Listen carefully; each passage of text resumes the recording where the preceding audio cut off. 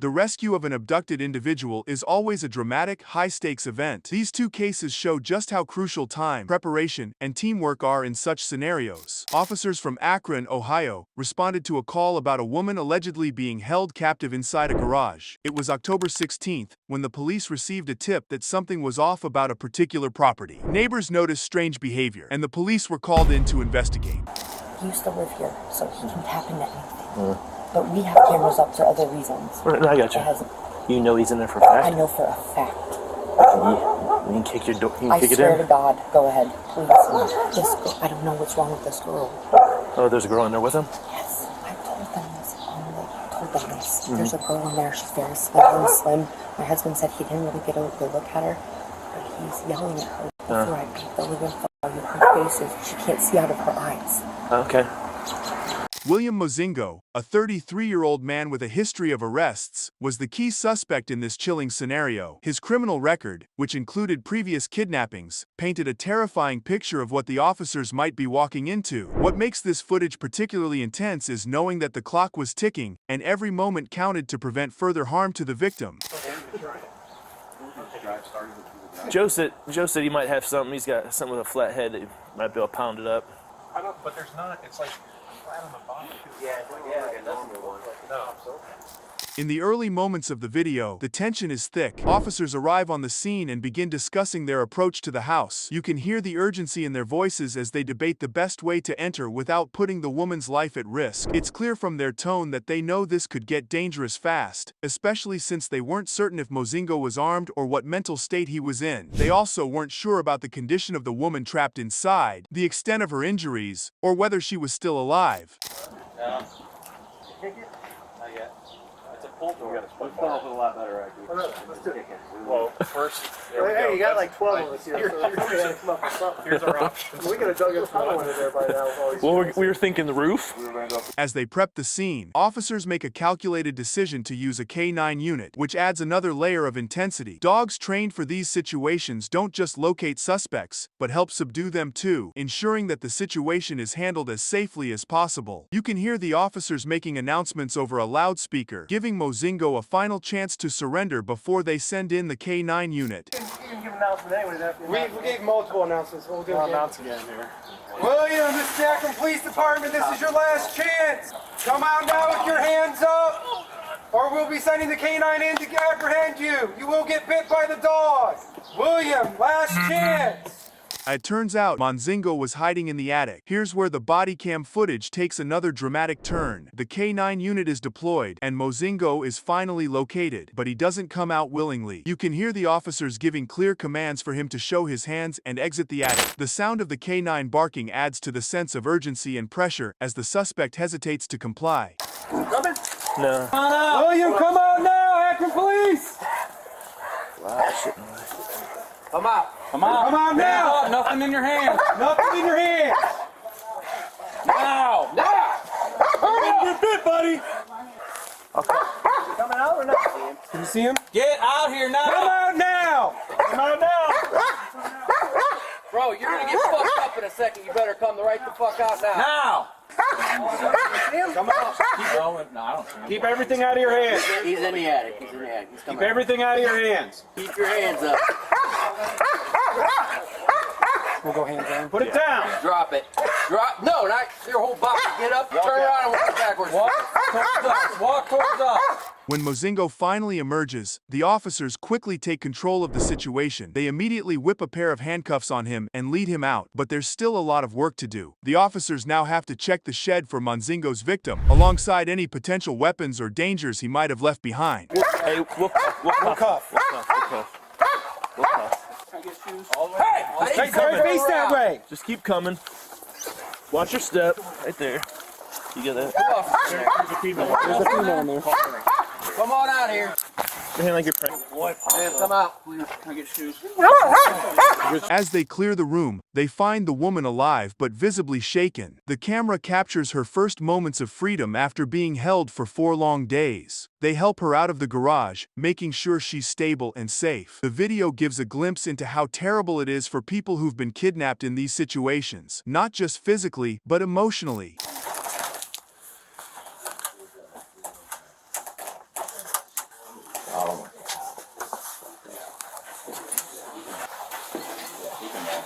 There's no one else up there? Where do you live at, dear? Thompson? How far away is that? The victim is taken outside, where paramedics are on hand to assess her condition. She is eventually transported to the hospital for treatment of non-life-threatening injuries, but the emotional trauma she endured is harder to quantify. But beyond the technical aspects and success of the operation, the body cam footage also shows the emotional toll these situations take on the victims. The woman rescued from the garage had been held captive for 4 days, a harrowing ordeal that definitely left lasting scars. While the footage doesn't show the full extent of her injuries, it's clear from her demeanor that she's been through a traumatic experience. Why don't you have a seat right there on that stool? You probably would have yeah, probably where's she at? Okay, also? Yeah. Why don't you just sit down there? I got guys of water. We'll get you some stuff here. Car number 12.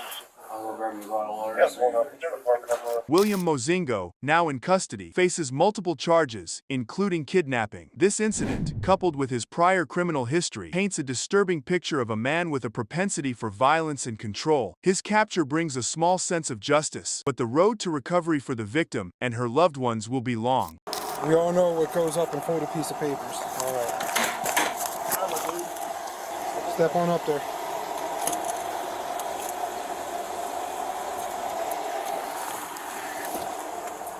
Sure.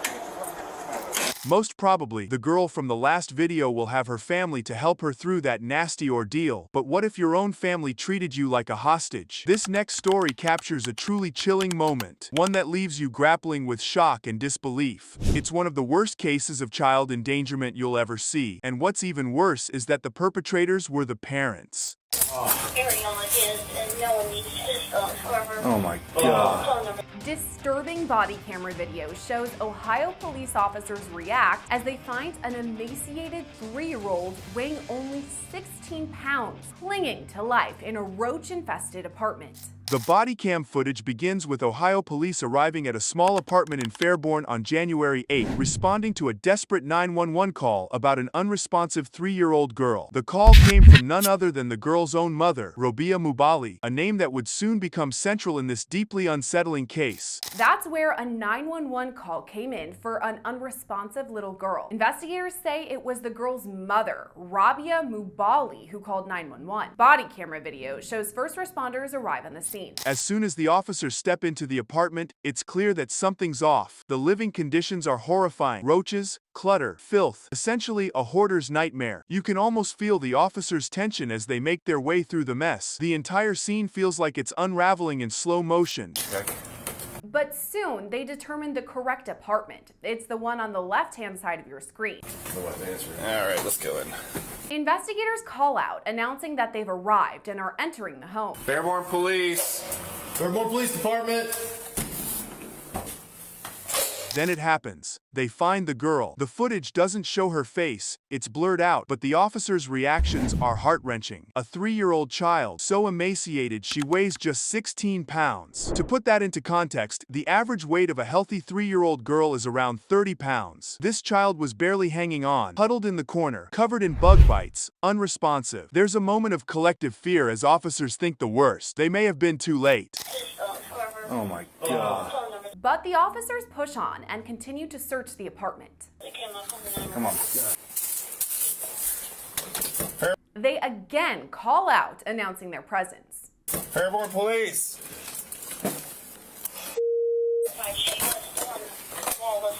I'll go. Body camera video captures the emotional moment when a responding officer first spots the little girl. She's been blurred out in this video, but officers say she was huddled in the corner of the room covered in bug bites. They say she weighed only 16 pounds and was unresponsive. She was found near a bed that had been severely soiled.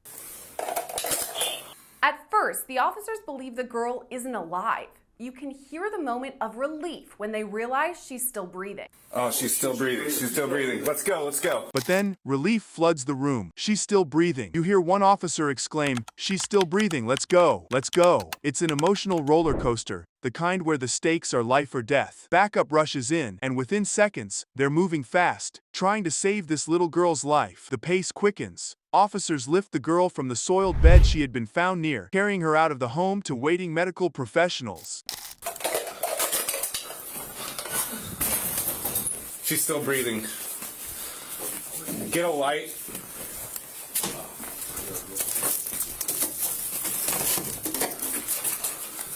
Almost immediately, backup arrives and rushes to the girl's aid. Oh yeah, well, let me get out of the way. It didn't look like it. Cow. I'd say just pick up and go. Yeah. Video then shows first responders carry the girl out of the home. She was later taken to the hospital. $295. All right. Excuse me. Call code enforcement. Have them respond, please. Even as they work to save the child, the officers are still trying to figure out exactly whose apartment this is, where the mother is, and what could have led to such a terrible scene. The child is rushed to the hospital, and the officers still have questions hanging over them like a fog. Eventually, police determined it was the girl's mother, Rabia Mubali, who called police. Well, right now we're trying to figure out a whole bunch of things, right? A whole bunch of details. Then we see Rabia Mubali. She's calm, almost too calm, standing outside, asking to sit down, complaining of back pain. It's a stark contrast to the life or death urgency that's been unfolding just moments before. You'd expect a mother to be frantic, terrified for her child's life, but not her. Mubali casually asks if she can sit in the back of the squad car. It's clear that the gravity of the situation hasn't hit her. Do you mind if I sit? My back is killing me. What do you want? Just sit down. You can have a seat in the back of the... Yeah, you can have a seat in the back of my car. That's when officers confirm Mubali is being taken into custody. You guys taking me? As the officers detain her, the reality starts to sink in. Mubali is being arrested, charged with felony child endangerment, but the emotions don't seem to register for her immediately. There's no break in her tone as she asks if she can give her things to someone nearby, almost as if she's going through a routine traffic stop, not being charged in connection with the near death of her child. Video captures an officer pat down Mubali to make sure she doesn't have any weapons. Just put your hands out to your sides. Nothing on your pockets at all. No pockets. You have just underwear underneath your sweats. Not underwear. Just your sweats. Okay, perfect. 322. All right. With that, Mubali is cuffed. The officers lead her to the squad car and start patting her down, making sure she doesn't have any weapons. Her hands are cuffed behind her back, and that's when you finally see the first signs of discomfort from Mubali. She asks the officers to adjust her handcuffs, explaining she has spinal problems. The officer, somehow showing empathy, even in such a grim situation, agrees to move the cuffs to the front. As the officer is about to shut the door, Mubali asks if he can adjust her handcuffs due to back problems. Is there any way you could cuff me in the front? I have spinal problems and this really hurts. Yeah. Okay. Yeah, I can do that. The officer agrees and moves the handcuffs to the front. Just can you turn? Can you turn? It just hurts. Let's see here.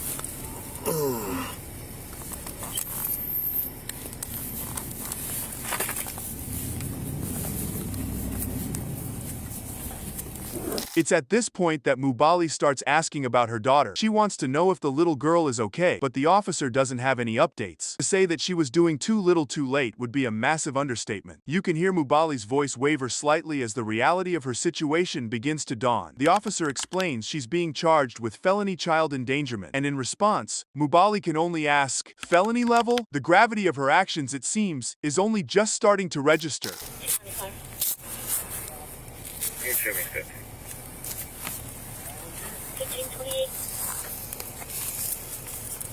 All right.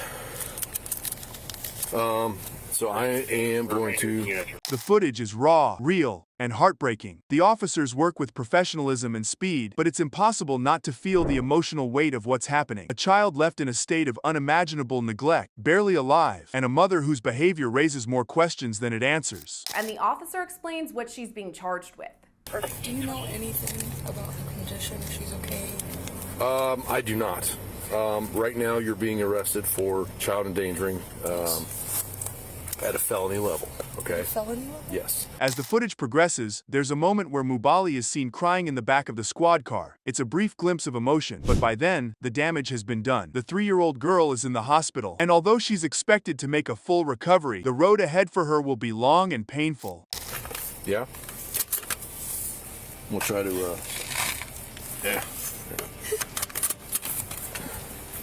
We now know that Mubali is now undergoing mental health evaluations. It's clear something wasn't right, but that doesn't change the fact that her child was left to suffer in conditions no human being should ever experience. The footage doesn't give us many answers, but it forces us to ask uncomfortable questions about the systems that failed this little girl long before the police arrived at that apartment. Oh my God. But the officers push on and continue to search the apartment. Come on. They again call out, announcing their presence. Fairborn Police.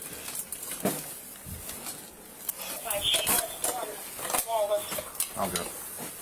Body camera video captures the emotional moment. It's hard not to wonder how many other cases go unnoticed. How many other people might be out there, clinging to life at someone else's mercy, waiting for the cops to show up before it's too late. One is already too many, and if justice doesn't catch up with these abusers, then rest assured that karma will.